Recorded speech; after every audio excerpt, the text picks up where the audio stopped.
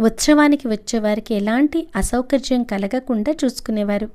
చిన్నపిల్లల కోసం ఆ ప్రదేశమంతా తిరిగి వెతికి పాలెను అందించేవారు. ఈ ఉత్సవం ఎప్పటికీ ఇలాగే జరుగుతున్నది. తరువాత ఈ ఉత్సవం 5 రోజులుగా జరిగేది. కానీ 15 రోజుల వరకు ఆ ప్రభావం ఉంటుందనడానికి ఏ విధమైన సంశయం లేదు. మార్గశిర శుక్ల ఏకాదశి నుంచి పౌర్ణమి వరకు ఇప్పటికీ ఈ ఉత్సవం నియమానుసారంగా జరుగుతుంది. పూర్వం దత్త జయంతి ఉత్సవం ఎలా ఉండేదో ఇప్పుడు జరిగే దత్త జయంతి ఉత్సవం చూస్తే తెలుస్తుంది. రకరకాలైన ప్రజలు ఈ ఉత్సవ సమయంలో ఒకే చోట చేరేవారు. దేశం మొత్తం నుంచి అనేక రకాల జనులను ప్రతి సంవత్సరం ఈ ప్రదేశంలో చూడవచ్చు.